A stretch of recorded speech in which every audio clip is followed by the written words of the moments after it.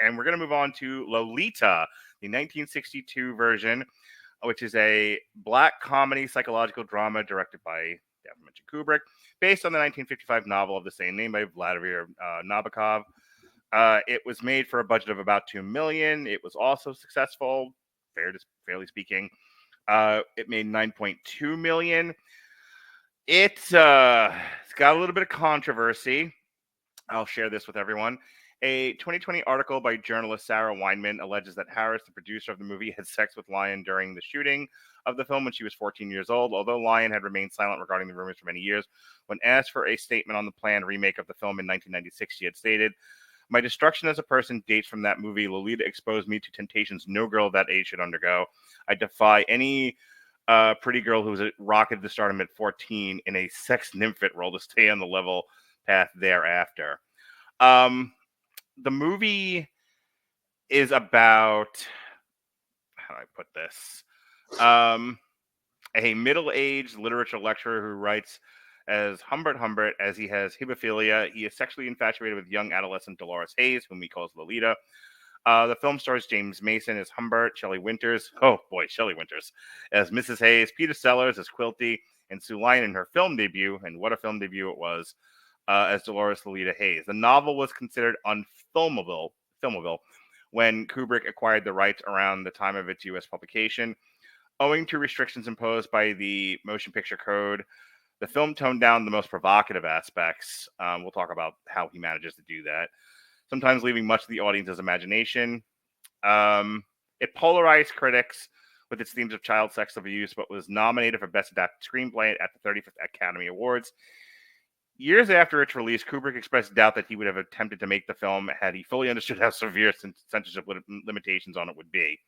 Regardless, the film has since received critical acclaim. In the late 1990s, British director Adrian Lyne directed it to the big screen, and that was the Jeremy Irons version.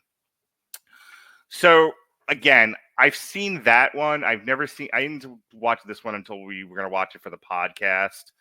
It was a movie that I was interested in because, like I said, I'd seen the Jeremy Irons version of it, and it's interesting. There's a movie I'm going to talk about, if not later this year, then sometime next year. It was a remake of a French movie called, French movie called Blame It on Rio, which I also watched as a kid. And it's about, an elder man falling in love with, a young, depending on which version of the story, adolescent or, teenage girl. It's definitely a theme that rears its head throughout our culture, and handled in a variety of different ways. So, just a quick round of table, and we'll get into what this movie actually is. Mik, had you heard about Lolita? Did you know anything about it? Any sort of preconceptions before you got into the movie, and then thought to yourself, what the hell is he asking me to watch here?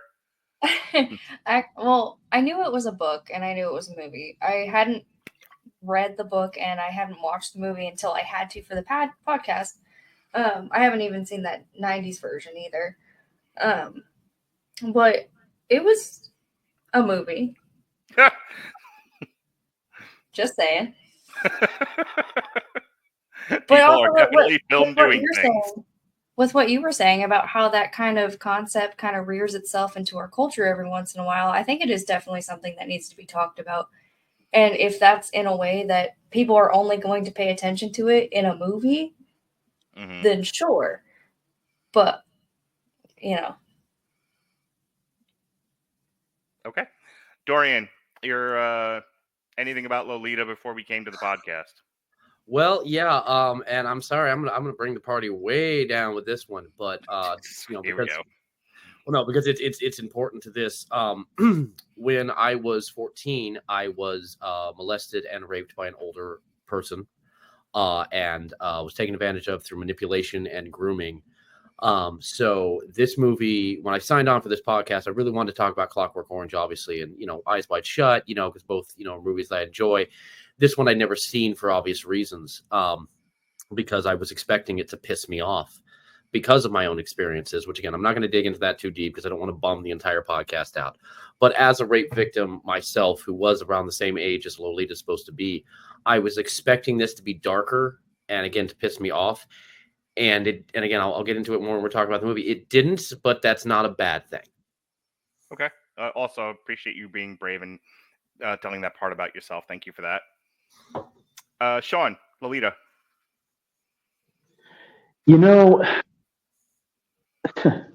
and this is going to sound sarcastic and cynical, and maybe that's kind of how I mean it, but I feel like the tight rating constraints that Kubrick would later say he regretted so much and made him regret even, sometimes regret even filming it, I think are probably because it's early 60s Hollywood. They didn't want anything that might give some people an inkling to look a little too closely at something. I was going to say, they really didn't want that. We're going to get things like Boys Don't Cry years later, so life changes. Yeah. Well, but exactly, I believe that this is a movie that, unfortunately, I think Stanley really meant well. Mm-hmm. And I think he could have done something truly much more brilliant, visceral, and very bluntly honest along the lines of maybe something like Full Metal Jacket, had he been allowed to make this movie in the right era of something like Taxi Driver, or like Boys Don't Cry. Anything like that. I think if he got to make it nowadays in the era of movies like It Ends With Us and TV series like The Handmaid's Tale, I think he would have had a lot fewer handcuffs, and he would have said what he needed to say in no uncertain terms. As it stands, I still think it's an excellent movie. I still think it's one that's absolutely worth watching, and believe it or not, I found it being one that I wanted to really watch over again, just so I could take it in as a fan, instead of trying to get ready for a podcast. Let me throw this out there real quick. If she's not 14, what this movie ends up being about is much more interesting, and I think has a lot more to say. The problem is she is 14, and everything else he is saying about the human condition and the way people interact and behave and whatnot kind of gets eaten up by that. Her being 14, him being a hebephile, kind of sucks all the air out of the room. Because I'm watching this movie, and again, I'm trying not to get too far ahead of myself here, so I'm going to round back to this. But this movie ends up being a lot about narcissism and control. And if you forget that she's 14 and just kind of focus on that, it's this sort of, the tale of this tragic relationship that goes into the ditch because, both of them are, so distinctly personality disordered, and, what hath God wrought. The problem is you're telling that story with a middle-aged man and a 14-year-old girl, and you're like, well, there's no getting around that now. And everything else that is going on in this movie sort of pales in comparison to that, which is kind of an unfair thing. And I think there are people, European people watching this going, yeah, why are you so much focused on that, America? You can focus on this other stuff. It's fine. But we're not French. We're a little obsessed with this sort of thing. All right, let me get into the plot, such as it is. We open the movie with James Mason, who I swear to God, every time he talked, all I thought about was like, this is like Dorian or Eddie Izzard, one of the two. So he walks in and he finds a drunken Peter Sellers, as you would find Peter Sellers. And after Peter Sellers just does the most wonderful cat and mouse game with him, James Mason shoots him in the head. Like you do. Shoots him in the leg, shoots him in the side, shoots him in the chest, then shoots him in the head. Yeah. Just to make sure I got him. So anyway. Rule 2, double tap. So we go all the way back to the beginning of this story, which is James Mason is looking for some lodging. He moves into the house of Shelley Winters, who you may remember from Pete's Dragon. Oh boy. And she has a 14-year-old daughter. And Shelley. This is have good luck with kids. Yeah, really. Stop giving Shelley Winters children. If you think about it, we could solve 90% of the problems if we just don't give her kids. Yeah, exactly. Damn, Shelley Winters in a poor parenting. Anyway, so sorry, Shelley Winters. You're probably a wonderful person. And I swear to God, that's what Lolita needed, was an imaginary dragon that helps little boys. Anyway, moving on. So so he gets there, and Shelley Winters is hot. He's a single man, and that's all we need right now. She's hot to trot. She's trying to get him to make her his wife, and he has eyes on the daughter. And eventually, she figures that out and ends up committing suicide, which then leads to James Mason taking Lolita on the run. They move to the town where he's lecturing at, and they are posing as father and daughter, but all the while they are, and it's heavily implied by the movie, but nothing is ever actually shown, but they are having a sexual relationship. Okay. Over the course of living in this place, whether it's because it's like, hey, don't be dumb, you're gonna get us caught, you idiot, or it's, hey, I like you, nobody else should like you, and I don't like the fact that I'm not giving you all the attention, and vice versa. Trouble is brewing between these two. And then so we have the Peter Sellers character who shows up as the weirdest German psychiatrist you've ever saw. Who's like, hey, you can't control this little girl. You got to let her go out and do things. This goes on for a little while. Fuck as much as she wants, because psychologically, that's how you grow. Yeah. Yeah. During a character from Hogan's Heroes. Anyway. So I know they get into the two of them get into a fight, and Lolita at this point has just about had it with old man Mason, which then alerts the neighbors that something may be wrong, in the state of Denmark. So they go on the run again, and eventually Lolita gets free from James Mason, and it's years apart now. She ends up writing him and saying, hey, I am married, I'm going to have a kid, we're kind of running out of money, will you please come visit, please send more money. So he goes to visit her, and that's what she reveals, that not only was she having a sexual relationship with James Mason, but she was actually having a sexual relationship with all 76 of Peter Sellers' characters in this movie. So, and James Mason sort of loses his mind a little bit. It ends with you do. Yeah, it ends with him just giving her the money, but then running away, and that's what leads him to wanting to kill Peter Sellers from the beginning of the movie. All right, before I go over to you, Mick, I just want to give my thoughts here real quick, and then I'll pepper in stuff as we talk about it.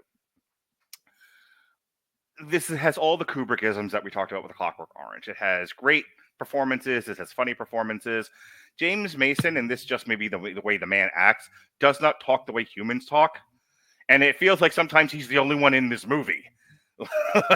Everybody else is there doing a thing and acting like humans. And there's James Mason from planet Neptune. What the fuck? Where did you come from? And he's only to be outdone by Peter Sellers, who's like, I'm going to be the Pink Panther one day, but for now, watch me do 800 characters like I'm Eddie Murphy in a fat suit or some shit. It's just this is a busy movie. No, Peter Sellers in this movie feels like what it would have been like to hang out with Robin Williams when he was super fucking high on cocaine. Yeah, this was like if somebody Robin Williams in his living room, fucking high on cocaine, being like, so I talk like this, and you might think I'm a suspicious person, but you could think that because and it's like, Robin, just drink some freaking water, bro. This movie comes across like if you shoved a camera inside of Robin Williams' brain while he was recording Reality. What a concept! Go ahead, Sean. Peter Sellers, I think, is alongside Lon Chaney and Lon Chaney Jr. as easily 3/4 of the Rushmore of great characters. Yeah. So, like the all-time, like the ones who elevate it to an absolute mystical art. Sean, you've heard me use this before, where some things come across like a TNA backstage promo, where everyone's talking over each other and no one's making a lick of sense, and you can't understand shit. And then they all walk away in different directions. And then Scott Steiner wants to tell you about his math problems. That's this movie for me, and a lot of there's some quiet moments, but a lot of the early stuff with Shelley Winters, where everyone's just talking over each other, and then James Mason's sounds like he's got a migraine. I don't understand why is this happening in this movie, and Shelley Winters is running around, and it sounds terrible, but it's a sight to behold. I have a gun now, and it will come in handy later in the movie. Got that, audience? Cool. All the credit in the world to Stanley Kubrick for taming this 3-ring circus he called a movie.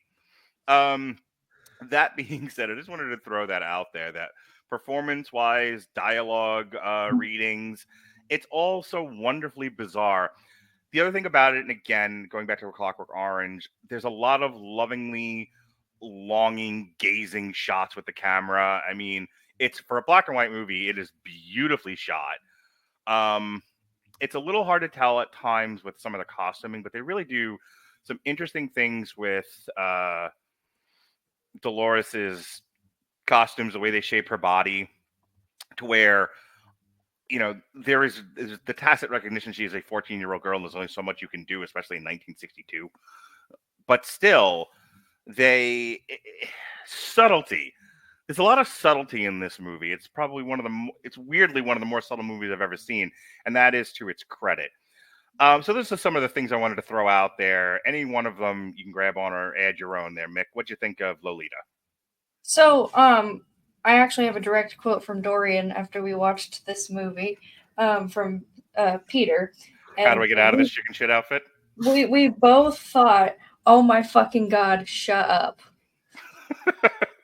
And when Peter Sellers is on the porch of that hotel, he's talking, I literally reached over, grabbed her notebook, and wrote down, "Oh my fuck, Peter Sellers dash! Oh my fucking God, Can I shut tell up!"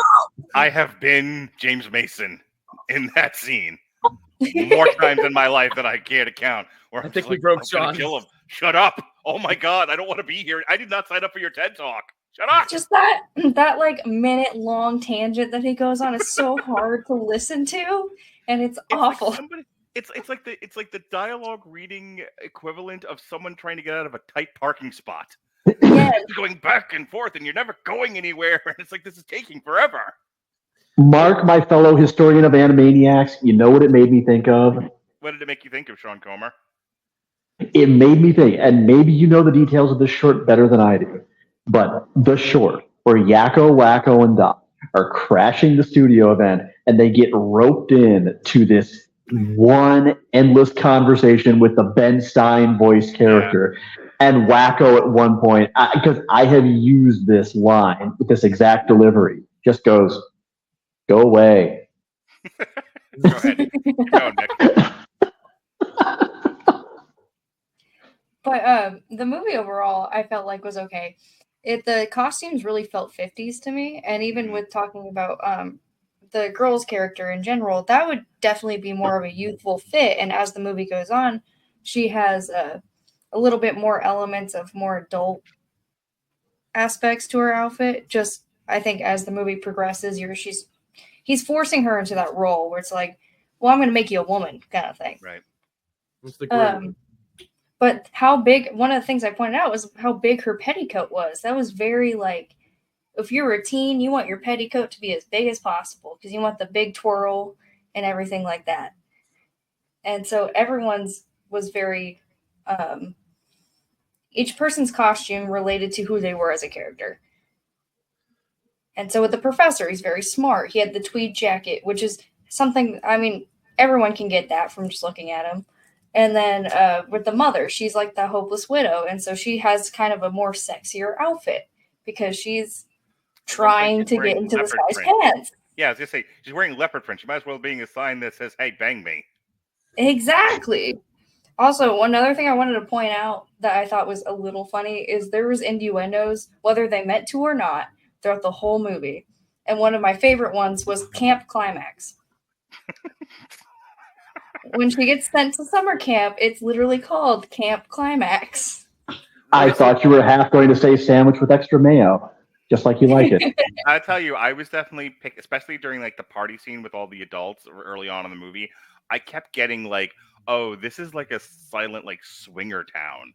It's not something that they talk about openly, but deep down they're all fucking each other. And James Mason just figured that out.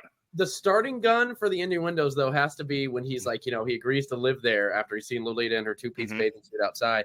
She's like, "Well, what was it that won you over? Oh, what was it? Was it my garden? I think it was your cherry pie." And it was like, and you know what you did, James Mason. You know what you did. And in walks the band Warrant. Right. Like, "What are you doing here, Warrant? A brief cameo. She's my cherry." Say their name and they appear. Thank you, Joe. It's like Beetlejuice. We said the song's name too many times. They just pop up. No, with Kubrick's way of shooting though, I noticed a lot of foreshadowing that he deliberately used in order to be like, Peter's our guy. I forgot his actual character name. Quilty. Yeah, Quilty. No, he like after our beloved main male character sniffs the pillow of her bedroom, She said it slowly pans to a poster on the wall, which is Quilty. And then that's when my brain started figuring out like these things are happening and this is being done on purpose. That's him. That's the man. But Humbert is, now that I'm remembering character names, Humbert, I called the fact that he was going to sniff the pillow. As soon as he walked into that little girl's bedroom, I was like, he's going to sniff her pillow. Yeah. Gross. Gross. Right? But I feel like, how am I going to phrase this? This is a delicate way I have to say this, because I feel like there isn't a lot that he could have done because of the rules and regulations of how to shoot the movie.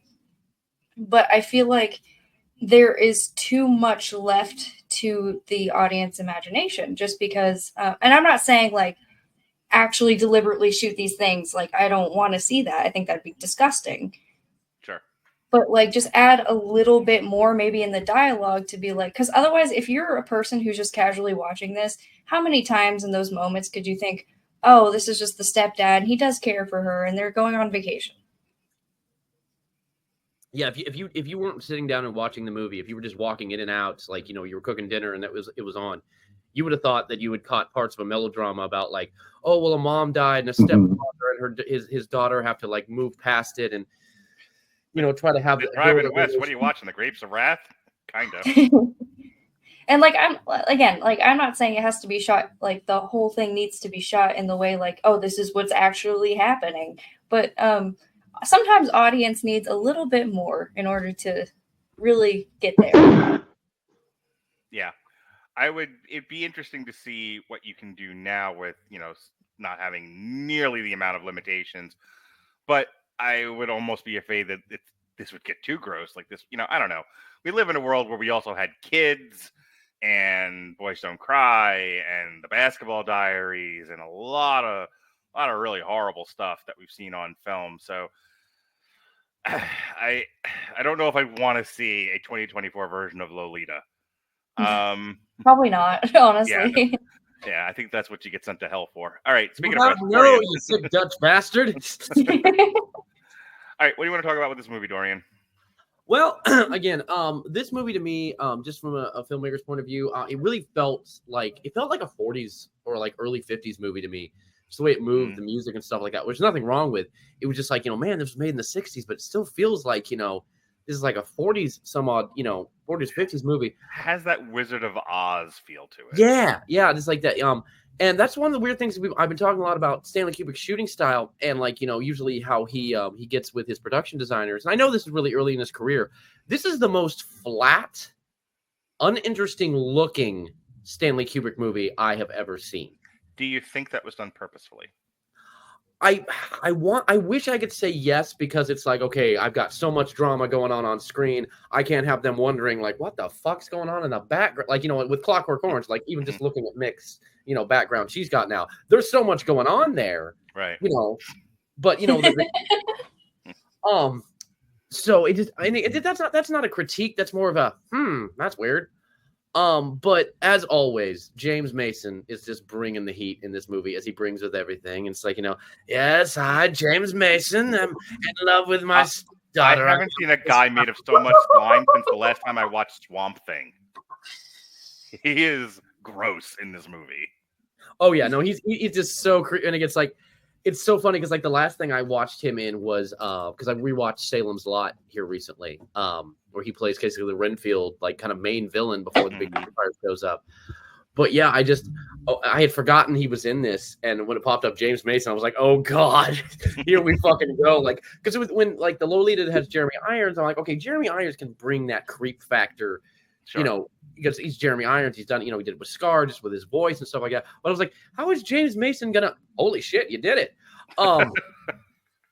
But honestly, in somewhat the storytelling of this movie, I felt that it was too long and plotted a little.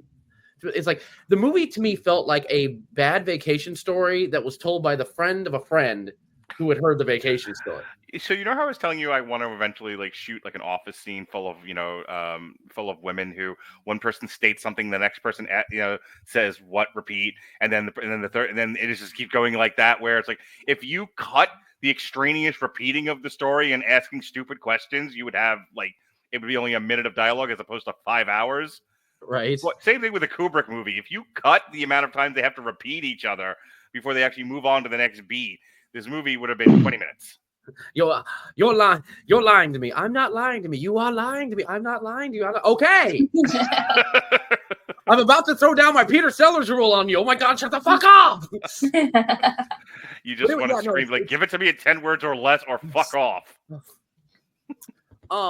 With the performance, I really wish there had been more time given to Quilty to build his character, because it felt like even the first scene, I'm like, am I supposed to hate you? And the problem was, even by halfway through it, I mean, Peter Sellers is standing there looking kind of creepy with his vampira fucking girlfriend he's got going on next to him the entire movie. She's intense. She's the whole movie. She's like, that's her face.